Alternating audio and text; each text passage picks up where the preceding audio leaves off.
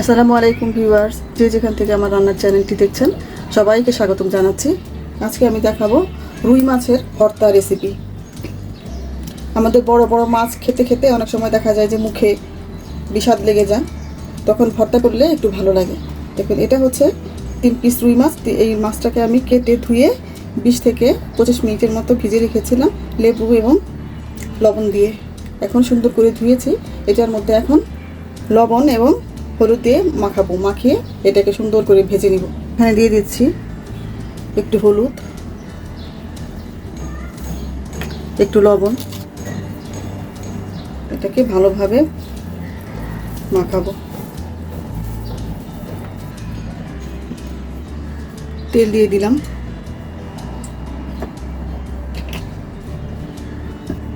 এখন এর মধ্যে মাছগুলো দিয়ে দিব। তেলটা একটু গরম হলে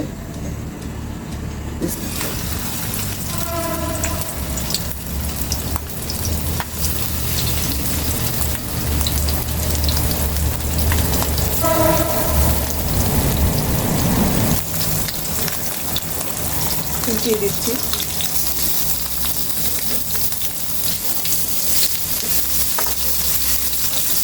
এটা কিন্তু খুব বেশি ভাজা যাবে না।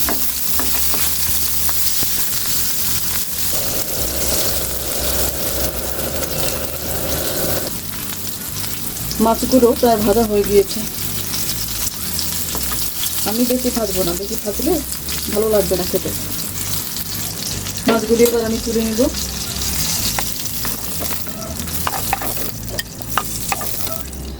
এই পর্যায়ে আমি 2টো শুকনো মরিচ ভেজে নেব এই মাছের তেলের মধ্যেই।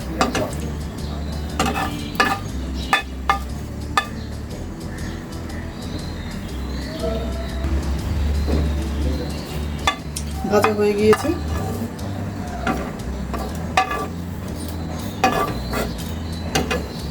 এখন আমি এর মধ্যে পেঁয়াজ ভেজে নেব কিছুটা।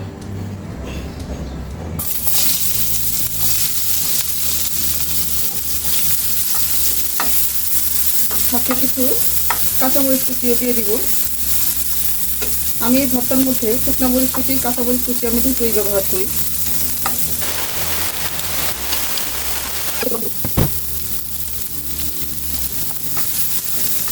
পুরোপুরি ভাজবো না, একটু নরম হওয়া পর্যন্ত ভাজবো। হয়ে গিয়েছে। আপনারা চাইলে ইচ্ছে করলে এর মধ্যে সরিষার তেলও ব্যবহার করতে পারেন। আমি দিব না, কারণ তেলটা এমনিতেই বেশি হয়ে গিয়েছে। এখন একটু সময় লাগবে। এই মাছটাকে কাটা ছাড়াতে হবে। কাটা বাছা শেষ হলে আবার আমরা ফিরে আসছি। আমার মাছ বাছা হয়ে গিয়েছে। এখন আমি এটার মধ্যেই ভর্তাটা বানিয়ে নিব।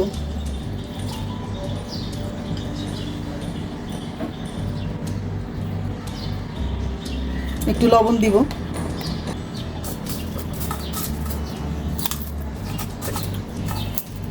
শুকনো মরিচটা গুঁড়ো করে ফেলি।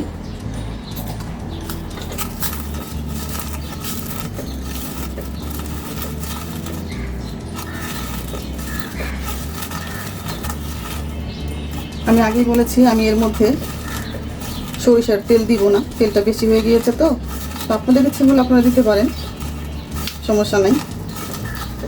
কেউ ঝাল কম বেশি খেতে চাইলে ঝালও আর একটু দিতে পারেন। এখন এটার সাথে মিশিয়ে নিব ধনেপাতা, পেঁয়াজ ভাজা। পেঁয়াজটা বেশি ভাজিনি আমি। এখন সব শেষে মাছটা মিশাবো। এই ভর্তাটা আপনারা খেয়ে দেখবেন, দারুণ টেস্ট।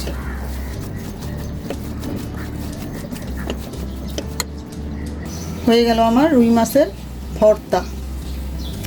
ঠিক আছে বন্ধুরা, আবার দেখা হবে নেক্সট ভিডিওতে। সে পর্যন্ত ভালো থাকবেন।